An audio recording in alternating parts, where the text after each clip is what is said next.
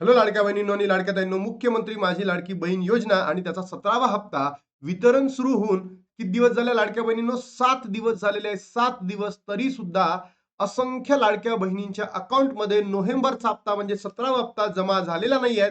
तर इथून पुढे काय होणार आहे हे सगळं तुम्हाला व्हिडिओच्या माध्यमातून सांगणार आहे. सोबतच आपण काय करायचे आहे, अन्यथा आपले पुढचेही लाभ आपल्याला भेटणार नाहीये लाडक्या बहिणींनो, जर तुम्ही मी सांगितल्याप्रमाणे ऐकलं नाही. कारण अनेक युट्यूबर्सचे व्हिडिओ बघतोय, तर अनेक युट्यूबर्स म्हणत आहे की बाबा असं होईल तसं होईल, आनंदाच्या बातमी, डिसेंबरचा हप्ता भेटेल, जानेवारीचा हप्ता भेटेल. पण लाडक्या बहिणींनो, हा जो नोव्हेंबरचा हप्ता भेटला नाहीये याचं का कोणीच सरकारवर टीका करायला तयार नाहीये, कोणीच लाडक्या बहिणींच्या मागे उभं राहायला तयार नाहीये. सगळे पैसे कमावण्याच्या मागे लागलेले आहेत.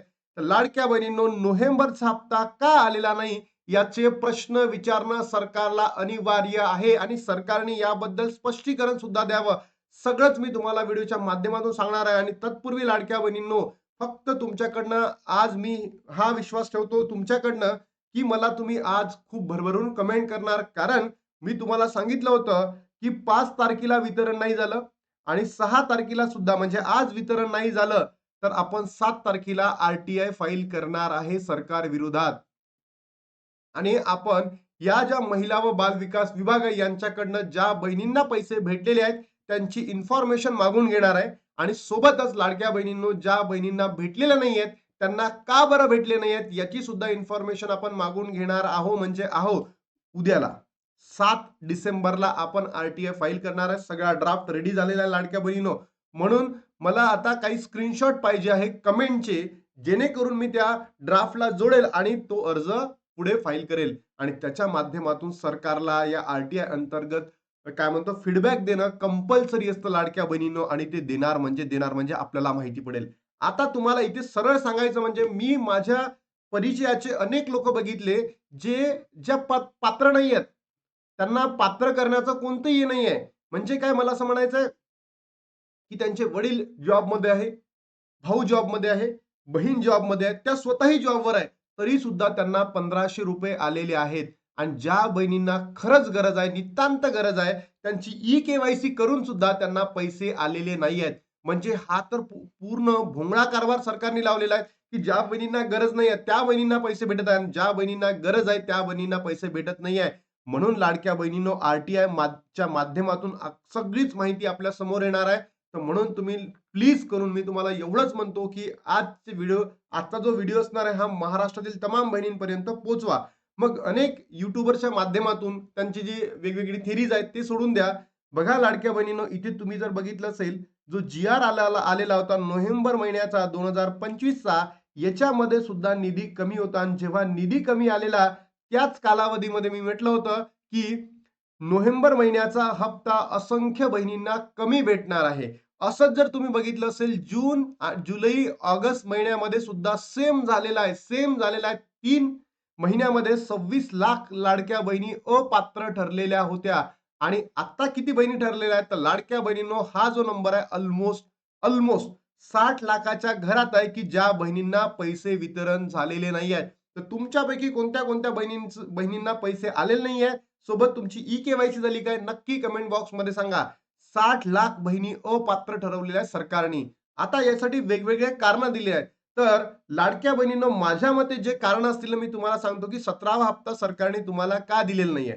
पहिलं कारण असू शकतं, तुम्हाला स्क्रुटिनीमध्ये टाकलं असेल. स्क्रुटिनीमध्ये टाकलेलं. जसं जून, जुलै, ऑगस्ट महिन्यामध्ये स्क्रुटिनीमध्ये टाकलं होतं आणि सांगितलं होतं, की अंगणवाडी सेविका एक तर तुमच्या घरी जाईल किंवा तुम्ही अंगणवाडी सेविकांपर्यंत पोहोचा. तर या 26 लाख बहिणींपैकी ऑलमोस्ट 20 लाख बहिणींना त्यांनी पात्र केलं होतं पुढच्या महिन्यांमध्ये. बरोबर?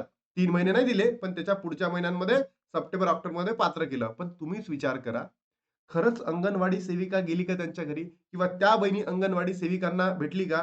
सोबतच या 6 लाख बहिणी तिथे अपात्र ठरल्या होत्या. त्यांना तर पैसेच भेटले नाही अजून. मग आता त्यांची ई-के-वाय-सी झाली आहे. त्या पात्र आहेत. त्या 100% पात्र आहेत. ते सर्व निकषांमध्ये बसतात तरी नाही. मग आता सरकारने अशीच दुसरी काय केली आहे, स्क्रुटिनी केली आहे. 60 लाख बहिणींना काय केलंय, अपात्र केलेलं आहे. मग आता या 60 लाखापैकी आता जर तुम्ही बघितलं असेल तर 60 लाख झालाय. ते पहिले 26 लाखासाठी 3 महिने घेतले. आता या 60 लाखासाठी काय 1 वर्ष घेईल का? बोगस आहे सरकार, ढोंगी सरकार आहे एकदम. ढोंगी सरकार आहे. आणि लाडक्या बहिणींनो, अजून तुम्हाला एक न्यूज दाखवणार महत्वाची, तिथे तर तुम्ही ऐका म्हणजे ऐका शेवटपर्यंत. एक इयर मग लावणार आहे का? आणि लावल्यानंतर तुम्हाला पैसे वितरण करणार आहे का? याच्यावर अनेक प्रश्नचिन्ह उपस्थित झालेले आहे. मग तुम्हाला जर लाडक्या बहिणींना पैसे द्यायचेच नव्हते, तर लाडक्या बहिणींकडनं तुम्ही मतदान का मागितलं? की तुम्ही मतदान का करा असं आश्वासन दिलं? बघा लाडक्या बहिणींनो, ही जी न्यूज आहे, लाडक्या बहिणींसाठी आनंदाची बातमी. लाभार्थी महिलांचं सर्वात मोठं टेन्शन देऊन देवाभाऊची मोठी घोषणा. वाह रे देवाभाऊ वाह! तुम्ही निवडणूक आहे म्हणून घोषणाच्या घोषणा करत आहे. पण इकडे माझ्या लाडक्या बहिणींच्या मनामध्ये जो असंतोष निर्माण झालेला आहे, त्या मानसिक छळाला बळी पडलेल्या आहेत. त्याचं का करणार देवाभाऊ? आणि तुमचेच मंत्री लोकं म्हणाले होते, की आमचा देवाभाऊ तुम्हाला प्रत्येक महिन्याला ₹1500 पाठवतो. हेच की तुमचे मंत्री. तुमच्या लाडक्या भावापेक्षा तुमचा जो देवाभाऊ आहे, हाच चांगला आहे. हेच तुम्ही अशा लाडक्या बहिणींना तुम्ही पोरकं केलं. अल्मोस्ट 60 लाख लाडक्या बहिणींना तुम्ही म्हणजे पोरकं करून टाकलं. एका दिवसामध्ये फक्त आणि फक्त ज्या बहिणींना गरज नव्हती, त्या बहिणींच्या अकाउंटमध्ये सुद्धा पैसे आलेत. पण ज्या बहिणींना खरंच गरज होती, पैशाची नितांत गरज होती, ज्या गोरगरिबीण बहिणी होत्या, त्यांच्या अकाउंटला तुम्ही पैसे पाठवलेले नाही आहेत. तर हा मानसिक छळ थांबवा आणि अशा पद्धतीच्या या निवडणुकीच्या पूर्वसंध्येला घोषणा करू नका. कारण या घोषणेला बळी पडूनच तुमचं सरकार निवडून आलेलं आहे. पण आता माझ्या लाडक्या बहिणींनो, मी तुम्हाला आव्हान करतोय, या सरकारला तुम्हाला बघायचं आहे. आता निवडणुकीमध्ये लाडक्या बहिणींनो, जसं सरकारने तुमचा छळ केलेला आहे ना गेल्या 2 महिन्यापासनं, तिथे जून, जुलै, ऑगस्ट महिन्यामध्ये ज्या बहिणी अजूनही अपात्र ठरल्या त्यांना पैसे दिलेले नाही आहेत. अशा सर्वच बहिणींनी आता सरकारचा मानसिक छळ करा. अन्यथा हे सरकार वळणावर येणार नाही, जाग्यावर येणार नाही. हे मी तुम्हाला आव्हान करतोय. आपण काल व्हिडिओ बनवला होता. या व्हिडिओच्या माध्यमातून मला काल 4 फोन आले लाडक्या बहिणींनो, 4. आणि त्या फोनमध्ये सांगण्यात आलं होतं, की बाबा तुम्ही अशा पद्धतीचे व्हिडिओ बनवू नका, जेणेकरून आम्हाला निवडणुकीमध्ये त्रास होईल. कोणी केला, कोणी कार्यकर्ते होते माहिती नाही लाडक्या बहिणींनो. पण आपण आता थांबणार नाही आहोत. लाडक्या बहिणींना जोपर्यंत न्याय मिळणार नाहीये, तोपर्यंत आपण लढत राहणार आहे. आणि फक्त आणि फक्त तुमचा सपोर्ट असणं गरजेचं आहे लाडक्या बहिणींनो. फक्त आणि फक्त सपोर्ट.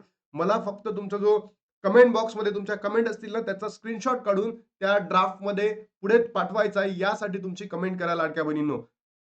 ज्या कुटुंबाचे उत्पन्न 2.5 लाखापेक्षा कमी आहे, ज्या कुटुंबातील महिलांसाठी सरकारने लाडकी बहीण योजना सुरू केली होती. ₹1,500 तुम्हाला देणार होते.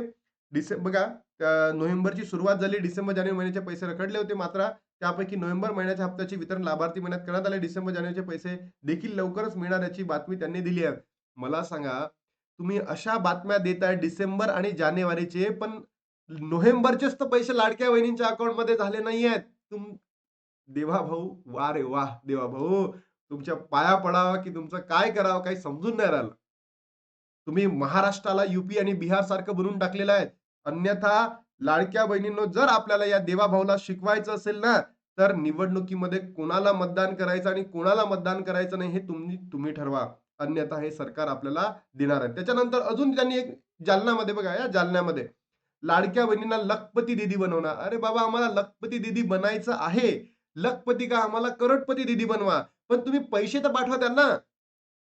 देवाभाऊ, वाह! देवाभाऊ मुख्यमंत्री आहे.